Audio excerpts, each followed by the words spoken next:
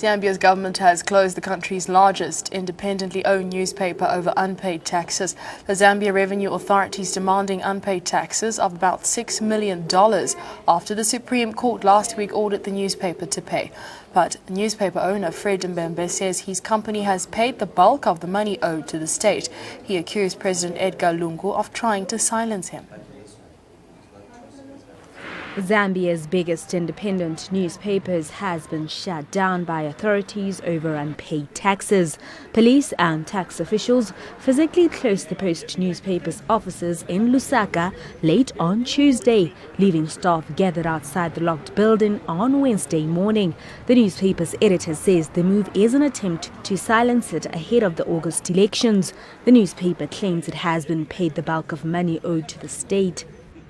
When they came, we showed them that we have actually paid almost the entire amount of money that they're asking for, and this is the schedule of payment that we've showed the government, that we've paid almost all the entire amount of money that they're asking for.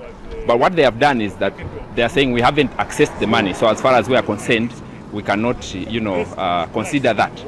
Post Media owes about $4.8 million in unpaid taxes. The company managed to produce the daily paper on Wednesday with the help of a private printing company.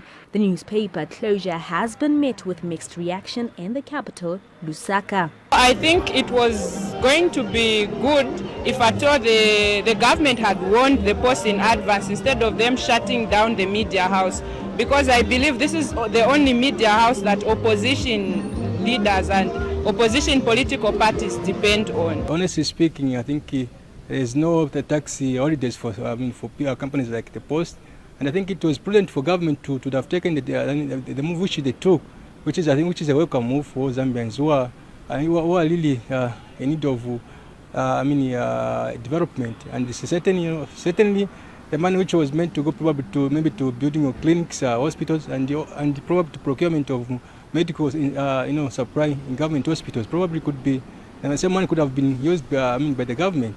Unfortunately, the Post took things for granted, because of the political dimension in which Zambia have been. The Post, which was established in 1991, has been critical of President Edgar Lungu, who's seeking re-election. President Lungu heads into the August polls with nine other contenders. Lungu, who has been in power for a year, is seeking to rule the Southern Africa country for the next 5 years. The 59-year-old leader came into power after winning a ballot triggered by the death of his predecessor, Michael Sata, in October 2014. General elections are due on the 11th of August. AN7 Bureau Report. Let's welcome Zambian journalist Charles Mafa, who joins me on the phone line. Good evening, Charles. Thank you so much for joining us on Africa Tonight. Good evening. How are you? Very well, thank you. Charles, let's talk about whether or not the newspaper has defaulted on taxes and whether or not you can confirm if they've paid the bulk of what they owe.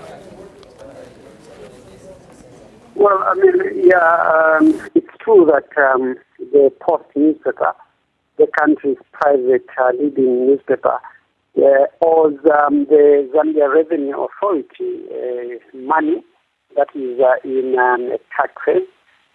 So that is true that they owe this money, but from what the owners of the newspaper are saying is that from the time that the Revenue Authority came to their offices to demand for payment of this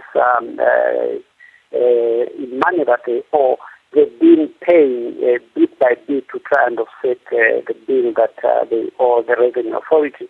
But what is surprising is that yesterday the Revenue Authority moved into the newspaper's offices, shut down the newspaper, and switched off the printing press and sealed off the offices of the newspaper in Lusaka. Other than, defaulting on tax and payments, do you think that another factor in all of this is the fact that Zambia is holding their elections in the next 2 months? Well, I mean, when you look at the whole issue and the timing of the Revenue Authority moving into the offices of the newspaper, it depends really with whom you ask, because this is something that has divided opinions. Sympathizers of the ruling party are rejoicing to see a thorn out of the way of their party's hopes of retaining power in the coming elections to be held in August. But there are some who think President Edgar Lungu is using state institutions to shut down the paper.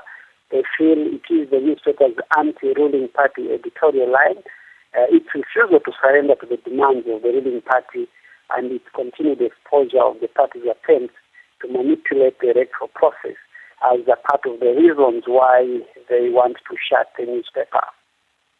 Something else that also crops up is that the newspaper in Zambia is also known for its hardline stance against corruption and other vices in the public service. Would you take that into consideration as to maybe that's why the government wants to shut them down or silence media? Well, there's a feeling, yes, I think from some quarters, even from the owners in one of their editorials. They are arguing that actually their tax affairs are matters for political target. And the paper is also saying that it has never refused to pay taxes. Like I said, that they are paying bit by bit to try and offset this bill.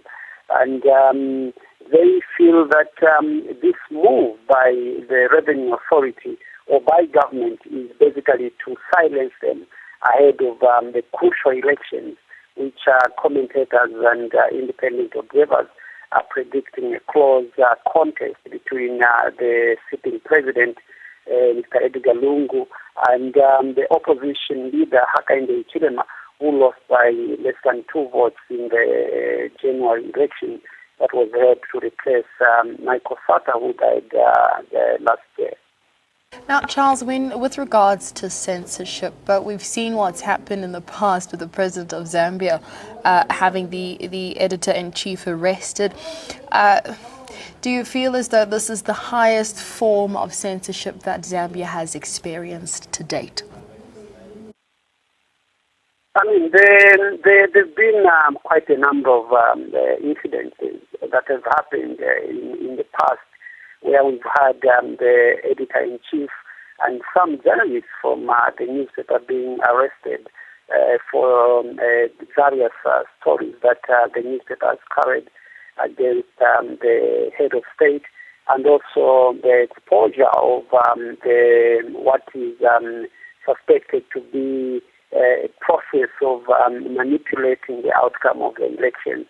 So there is a feeling, I think, from some quarters that I think this is a move by government to try and make sure that by the time we hold elections, the newspaper will not be in circulation. But whether this is something that they will achieve is what we are all waiting to see, if at all the post will go out of circulation. Because the implication of that is that there will be basically very few papers, private papers that can carry the sort of stories that the newspaper has been carrying. Thank you so much to Charles Mafa on a Zambian newspaper being shut down by the government 2 months before elections.